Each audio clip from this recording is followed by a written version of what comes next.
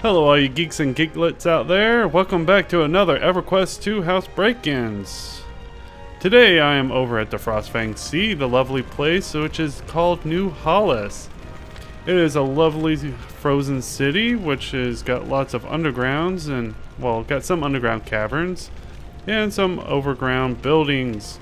A lot of this place seems to feature like wooden log cabins and kind of old Coldain kind of fixtures and whatnot. Coldain being the ice dwarves of the area. And I got ourselves a new victim to show off their house. Their name is Arton, and I will be showing it here shortly once that guard goes by. And while we're waiting, this is another one of the good factions. The factions that are aligned with Kinos, and I can go on and continue on.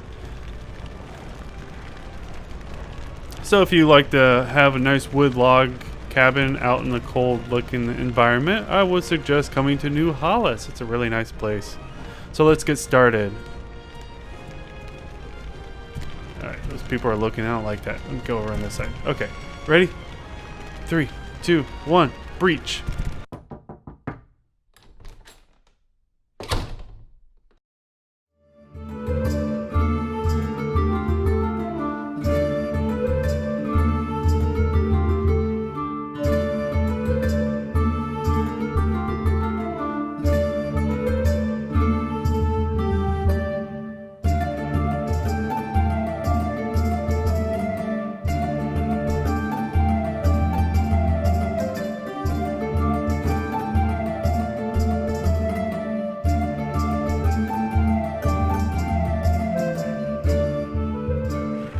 Welcome to Arton's Sale and Trade. It's a lovely winter home, smack dab in the center of New Halas. These homes have the look and feel of log cabins up in the snowy mountains. But you don't have to worry about wendigos since this isn't until dawn. New Halas is located in the Frostfang Sea, named after the Everquest 1 city of Halas. In the original game, you could get to Halas through the Null city of Blackburrow. It was a popular old world zone for levels 5 through 15. Like I said before, old EverQuest wasn't known for their direct paths. You could easily get lost trying to go through Blackburrow traveling from Halas to Kinos. Here in EverQuest 2, there is a reference in Blackburrow saying it once connected to Halas with a now collapsed cave. Since the rendering, many of the connected cities was split apart. According to lore, Mythanol Mar created New Halas because Old Halas was destroyed. He was also inspired to create it because of his death of his sister. Fun fact, Mythanol Mar was the deity I chose for my very first character in EverQuest. It was actually a bad choice because I was a bard. Choosing to be agnostic would have been a better choice for me because which deity you chose would also affect how other races looked at you, even through the guise of an illusion, which some bards and rogues only items have. Even though Ixar pretty much hated every race, I could have worked on making them look at me neutrally if I had chose agnostic. But since I was a Mythanol Mar worshipper, the best I could do was either them looking at me apprehensively or dubiously. All three would mean that they wouldn't attack me on sight, but depending on the range would also help in the prices on vendors and if they'll talk to me. I've come close to deleting my character and starting over once, but decided that it was a character feature I liked and I wasn't going to fall into doing min-maxing. It added spice to my character that made him a little more unique. So the island of Mythanol Mar chose to make New Halas was already inhabited by the Coldain Dwarves. He had to convince them to make it a suitable city for others and had a statue of his sister placed in the center. Since this city is part of the Kinos aligned factions, only good and neutral races can start here.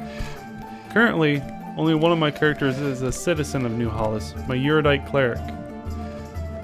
I don't usually care much for snowy zones that look kind of desolate, but the zone itself feels kind of drab and lifeless to me.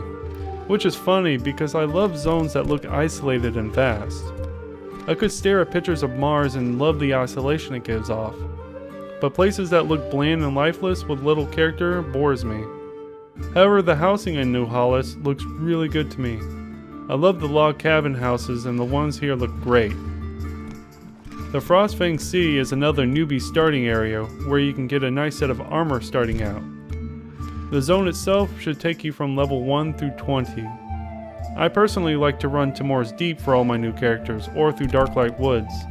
Those two zones feel more lively to me than Frostfang, but for those who like the wintry zones, this is the place for you.